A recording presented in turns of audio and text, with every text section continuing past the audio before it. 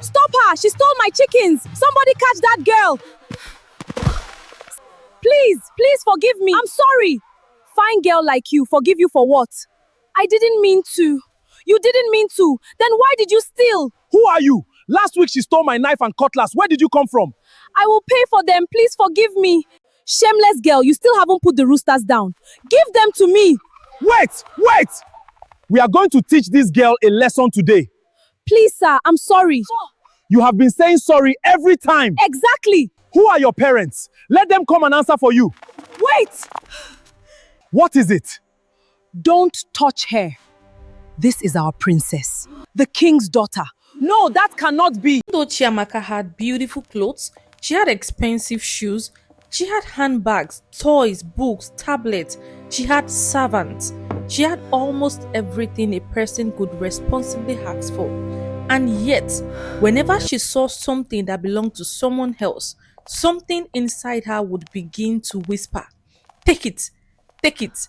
And sometimes, or let's say most of the times, she listened to this thing. Sometimes she didn't, but lately she has been listening more often to this particular whisper. One afternoon, the entire palace nearly collapsed into chaos. Ezenwafo ceremonial staff had disappeared. It was not an ordinary walking stick. The beautifully carved wooden staff had been passed down through generations of rulers.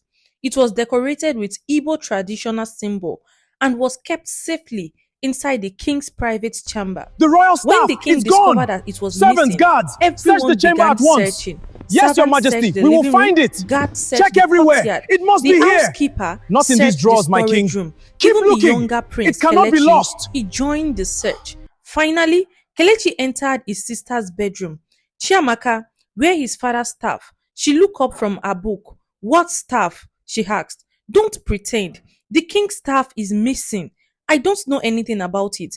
Kelechi began searching inside her room. He opened the drawers. He checked beneath the bed. He moved clothes from one side of the room to another. Why are you searching my room? Because this is the last place I will be checking. I told you I don't have it. Kelechi opened her wardrobe and he froze. There, behind several dresses, was the missing staff. He slowly turned around to face her. Chiamaka, her face changed. Kelechi carried the staff out of the wardrobe. You said you did not take it. Chiamaka looked down. I don't know how it got there. Chiamaka looked down. I don't know how it got there, I swear. By the time the staff was returned to the king, both Ezenwafo and Lolongozi were deeply disappointed. The king did not shout. That somehow made things worse. Chiamaka, he said quietly, why? She had no answer. I am sorry, father, she said. Why did you take something that does not belong to you? She lowered her head. I don't know. That evening, her mother entered into her room. Instead of shouting, she sat beside her. My daughter, my princess, she said gently, tell me the truth. What did you want the staff for? Mommy, nothing. Then why did you take it? Chiamaka's eyes filled with tears. I don't know, Mama. Her mother studied her face. You have everything. I know. You have more shoes that you can wear, more clothes that you can wear, books, toys, anything you ask for, we'd provide. I know. So why? Why take things that doesn't belong to you? Chiamaka cried. I don't know, Mama. I swear I don't know. Her mother sighed. Then she hugged her daughter. Well, you're still a teenager. I believe you don't understand what you are doing yet. But please, don't do that again. Yes, Mom, I won't. The following day, she took Chiamaka to a large shopping center nearby the town. I thought I was in trouble. Her mother was No, going to darling, punish her. today is for you. Instead, For her me? mother, the Oh, queen, thank you. bought her Look new at these clothes, beautiful beautiful dresses. handbags, This one is shoes, perfect. books, and those several shoes? other things. Of course, She let's even get allowed them. her to choose a new tablet accessory. Mom, On the I drive have home, to tell you something. Chiamaka stared out What the is window. it, my dear? Mama, yes, the queen I says. promise I will promise never I won't take take what what belongs doesn't to belong someone to me else again. anymore. Her mother I'm smiled proud of faintly. you. I want you to mean that.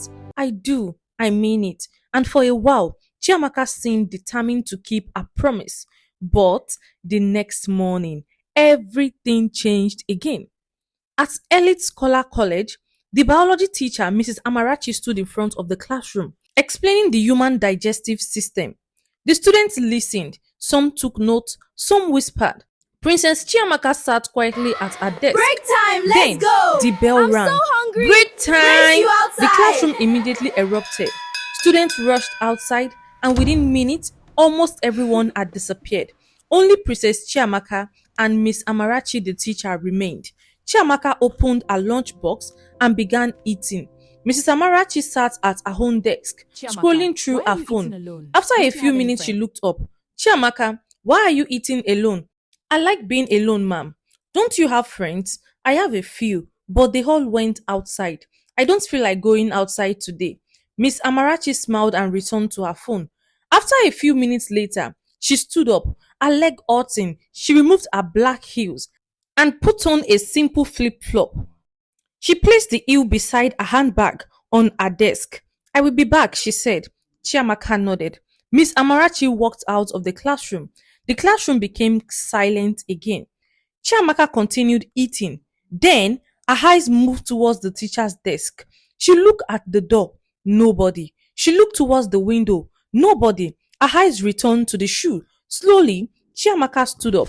She walked towards the desk, a hand hovered over the bag. She opened it. Inside the handbag were some money, lipsticks, a small mirror, and other personal items. Chiamaka stared. She closed the handbag. Then she picked up one of the heels. She admired it. Wow, she whispered. She turned it around, and the shoe was so beautiful. She placed it against her foot. Then she looked towards the door again. Something inside her told her to put the shoe back, but instead, she took one leg of the shoe. She quickly slipped it into her school bag. Then she returned to her seat and continued eating as though nothing had happened. When the bell rang again, the student rushed back inside. Miss Amarachi returned shortly afterward. She walked towards her desk. Then she stopped. She looked on the desk. One shoe is there and her handbag. The other was missing. She checked beneath the desk. There was nothing. She opened the drawer. Nothing. She searched around her chair. Nothing. Then she turned to the classroom. Has anyone seen my other shoe? The students shook their head. No, ma. I did not see it. Maybe it is somewhere outside. Everyone began searching. Even Chiamaka joined them for search. She looked beneath desk, behind chairs. She acted worried. After a long search, the missing shoe was nowhere to be found. Mrs. Amarachi eventually went to the staff office and reported the incident to the head teacher, Mr. Obina. Mr. Obina frowned. We cannot search the student physically. It is against the school policy. So, what do we do? Miss Amarachi asked. We will notify the parent. They can check their child's belonging when they get home. That afternoon, the students were dismissed. At the palace, Queen Ngozi was sitting quietly in the living room, reading a newspaper when her phone vibrated.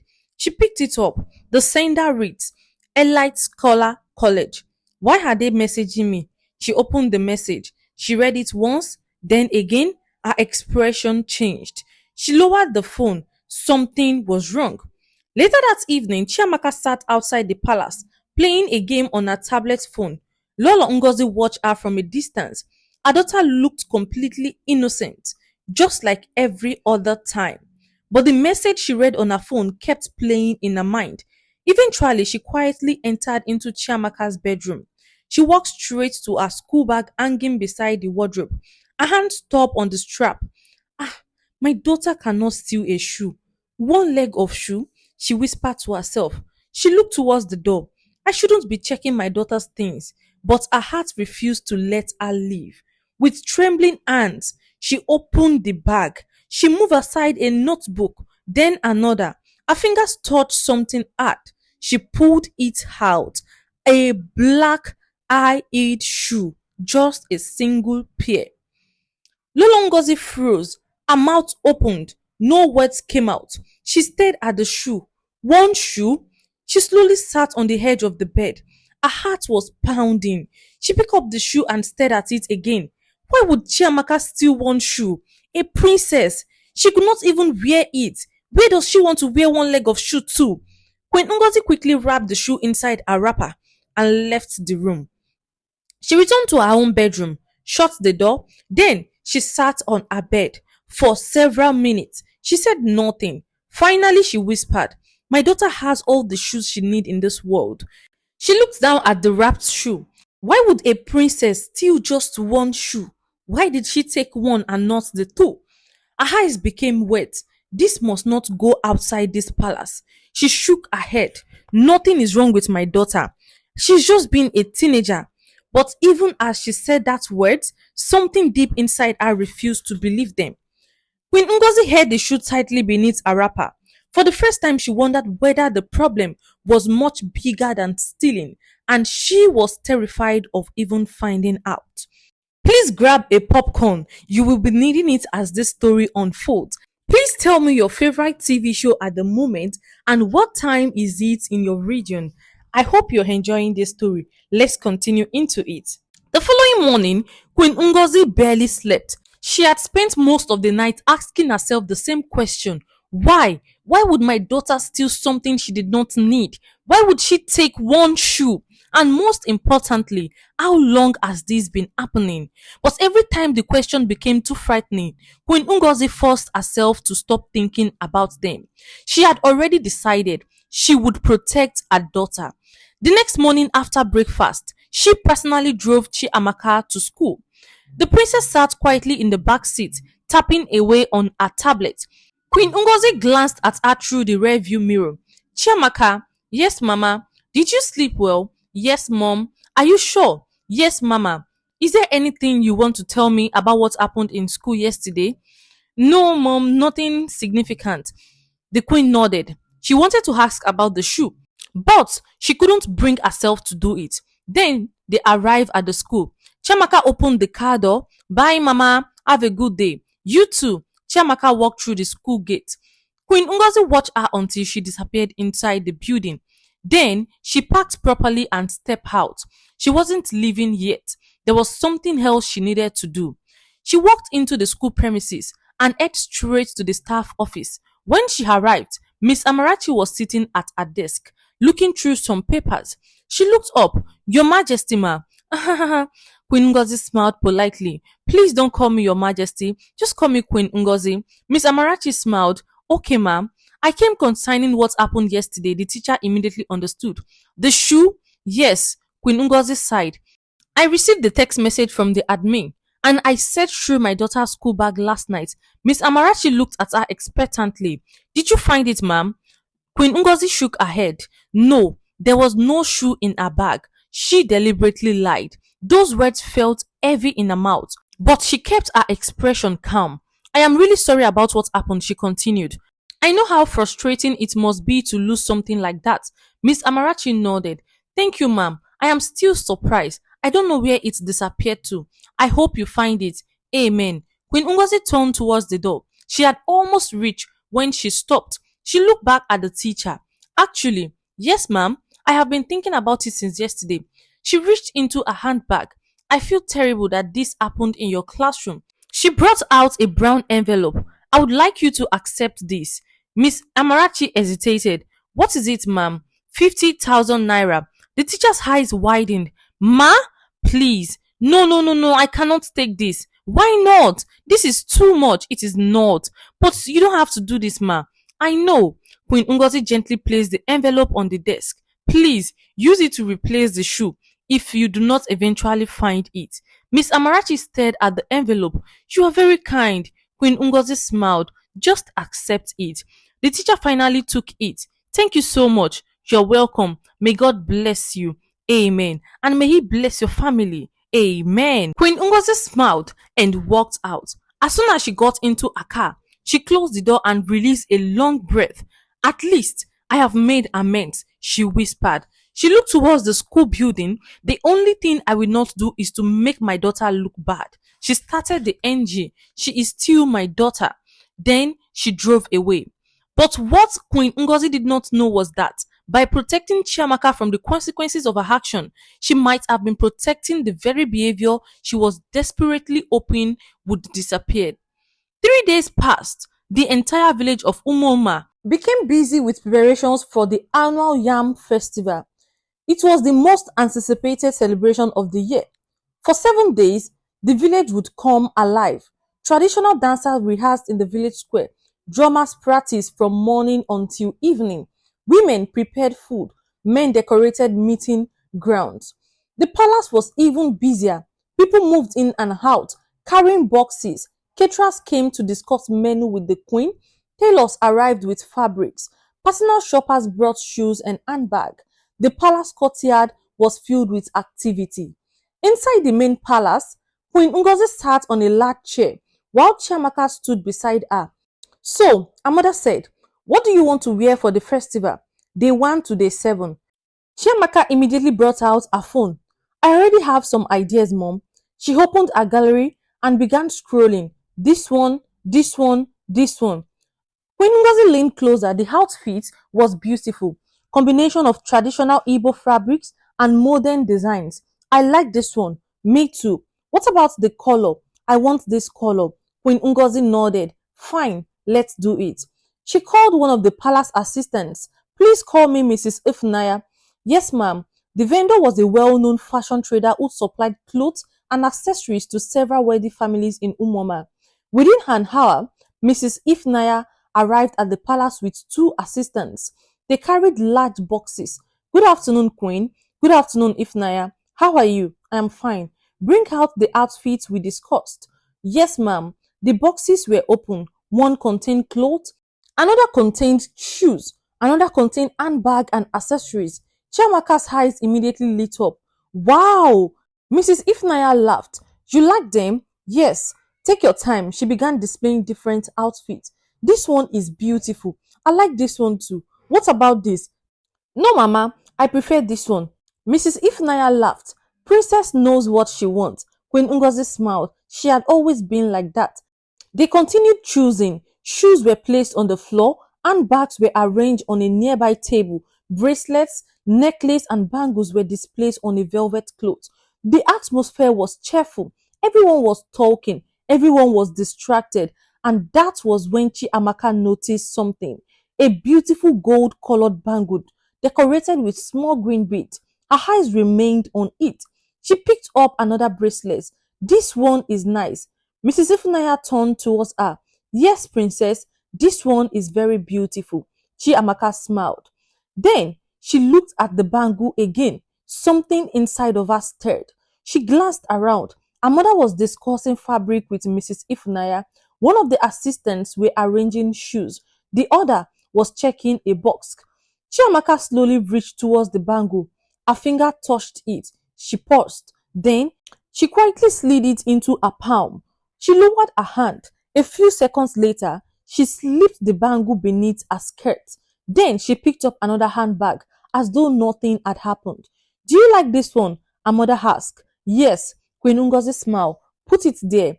We are taking it." After almost an hour, they finally finished selecting everything. Mrs. Ifunanya began packing the items she had chosen. She counted the clothes, then the shoes, then the handbag, then the accessories. Suddenly, she stopped. "Wait." Queen Ngozi looked up. "What happened?" Mrs. Ifunanya checked the velvet clothes again. Her brows furrowed. "One of the bangles is missing." Queen Ngozi's heart sank. She immediately looked at Princess Chiamaka. The princess was standing quietly. Mrs. Ifunanya checked through the boxes. "Maybe I packed it somewhere else." She checked another box. Nothing. She opened her handbag. Nothing. She searched through the clothes. Nothing. "Where is this bangle?" Her voice became increasingly worried. "That bangle is part of a set. I cannot sell the remaining one without it."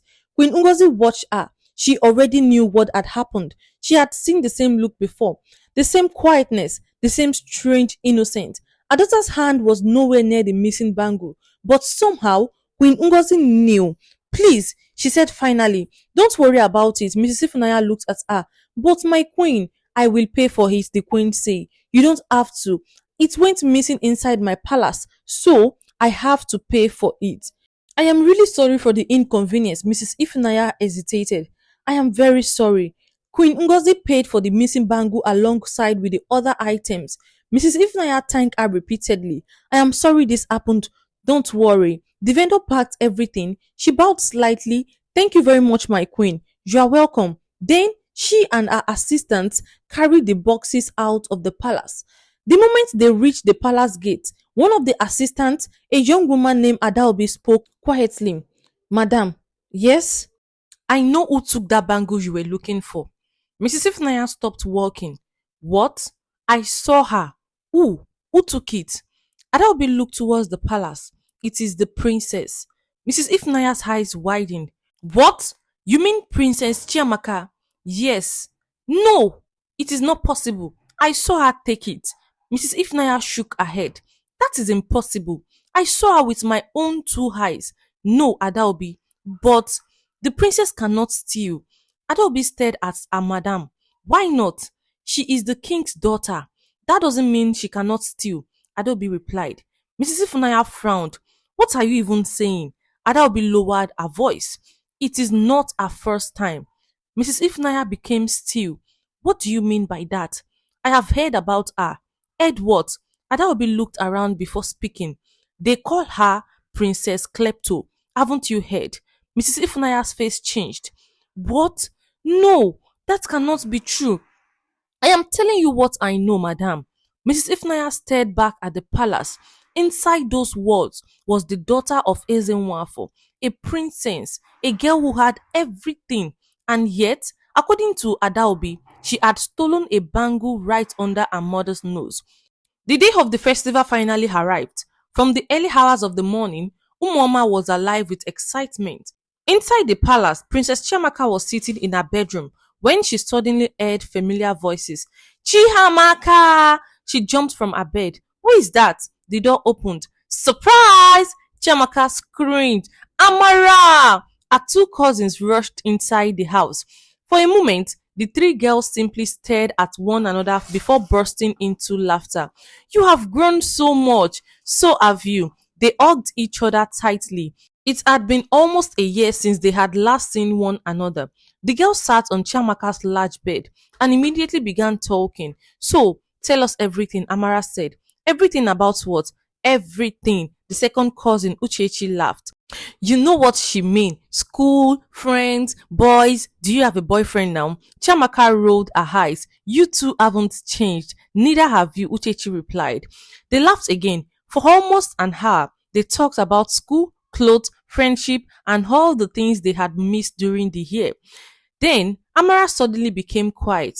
What? Chiamaka noticed immediately. What happened? Amara smiled.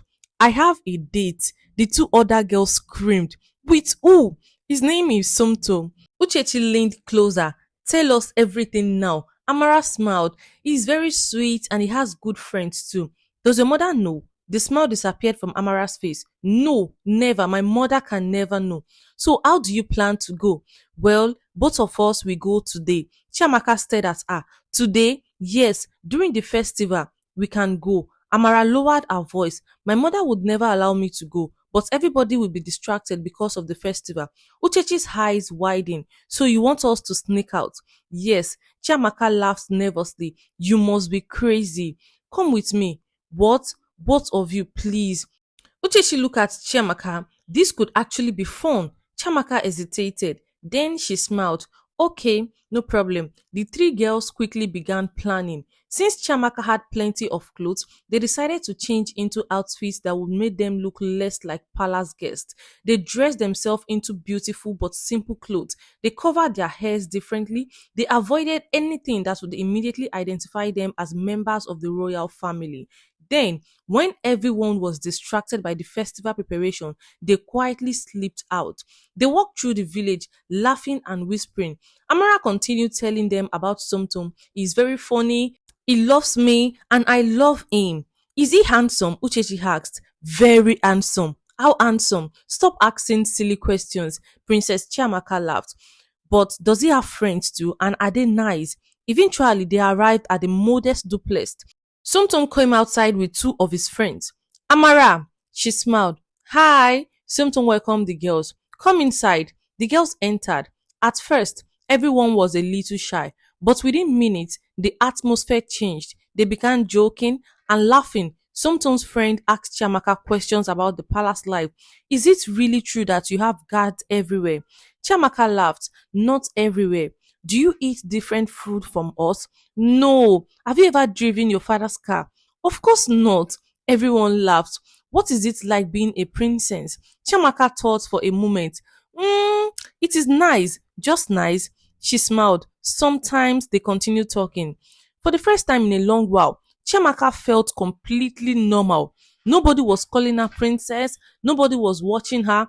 But as the afternoon turned into evening, Uchichi looked at the time. We need to go now. Amara frowned. Already? Yes, before somebody noticed that we are gone. They all agreed. The boys escorted them outside. As they walked, Chiamaka suddenly stopped. Wait, what? I want to buy something. She pointed towards a nearby road shop. You people wait here. She crossed the road. A woman sat behind the small shop selling drinks, snacks, and household items. Please give me one bottle of soft drink. The woman handed it to her. Chiamaka paid.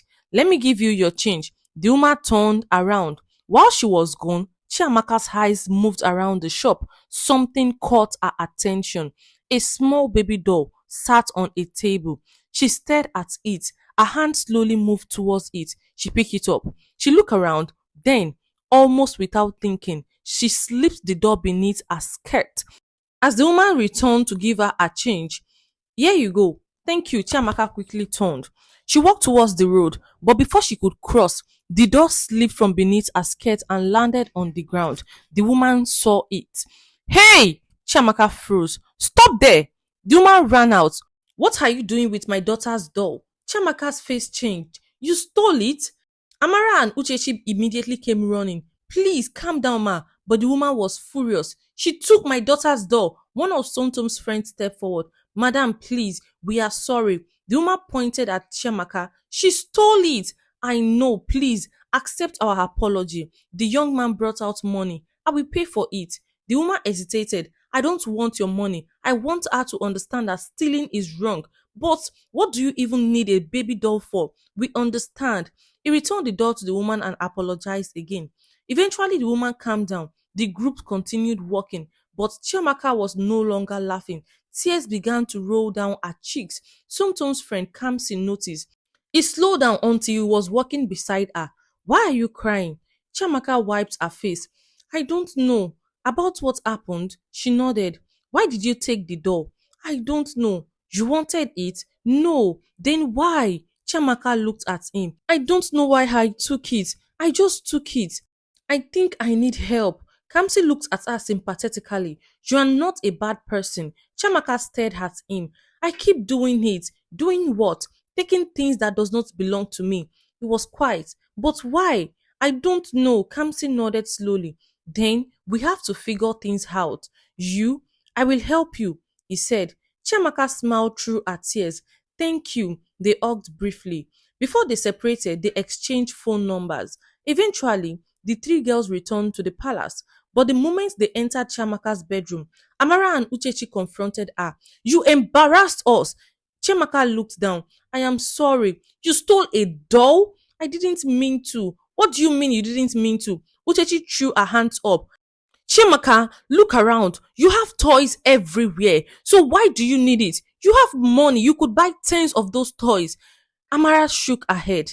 Now, Sumton and his friend knows. Chiamaka began crying. Please, you disappointed us, the girls say. Chiamaka cried. Please, don't be angry with me. Amara sighed. We are not saying we hate you, but you need to stop. I know. Then promise us that you will never take what doesn't belong to you again. I promise I will never. The following day, the festival continued. The village square was packed. Traditional dancers performed, drums played, children cheers, elders sat beneath decorated canopies, the royal family in a special section. Chiamaka was seated near her brother Kelechi.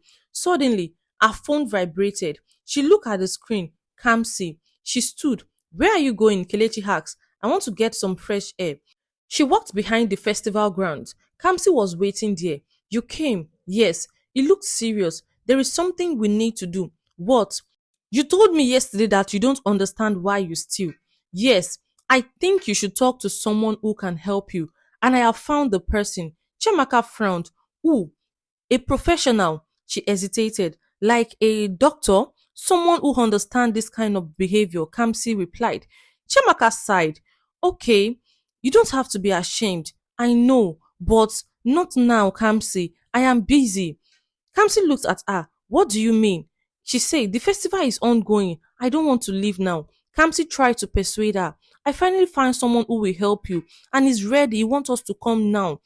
It is important. Well, I will think about it, she said, and she returned to the festival. Kamsi stood there watching her leave. How can she leave when she desperately needed help? The following day, few hours to the festival, Chiamaka felt hungry and decided to take a stroll in the village to get herself some snacks. On her way, she noticed a small ranch surrounded by a bamboo fence. Inside were goats and sheep. She stopped and looked around to admire the sheep. Nobody was nearby. Her eyes moved to a small sheep. She walked closer to it. The sheep moved away. Chiamaka followed. She tried to grab it. It escaped. She tried again. Eventually, she caught its leg. The sheep struggled. Chiamaka held on tightly. Then she lifted it and placed it across her head. She smiled and began walking away. She had barely reached the corner when two men stopped her. One of them shouted, "Hey!" Chiamaka stopped. "What are you doing?" The second man stared at the sheep. "Why are you carrying a sheep on your head?" Chiamaka panicked. "I am taking it to swim."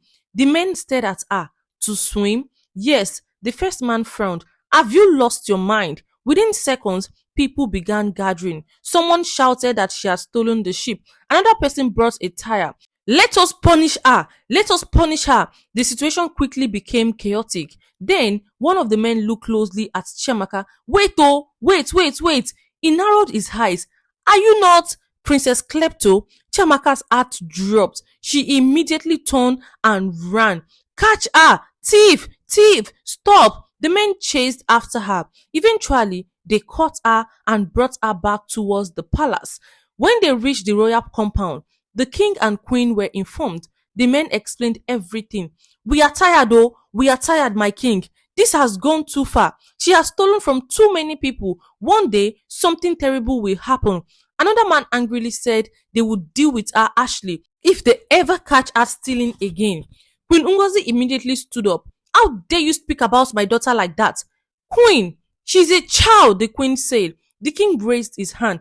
"Enough!" The men stepped back. "My apologies," the king said. "Please leave this matter with me."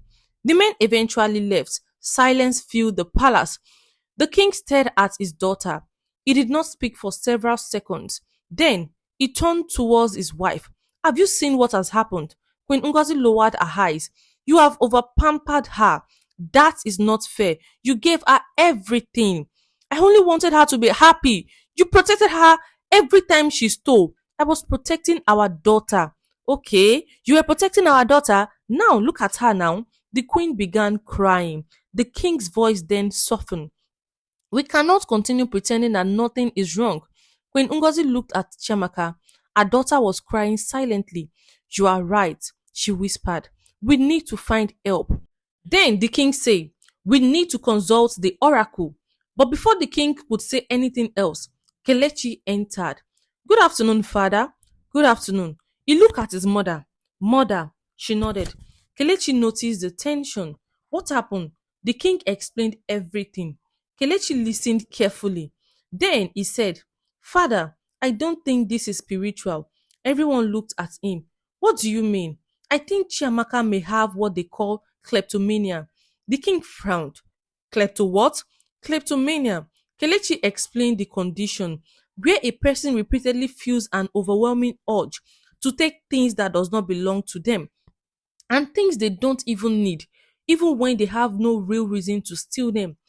They may not even need the item. They may not even want the item. The queen stared at him. "Then why would they take it?" "Because the urge can be difficult to control," Kelechi continued. "It doesn't mean she is evil. It doesn't mean she is being possessed." Chamaka looked up. "It doesn't? Are you sure I am not possessed?" "No, you are not."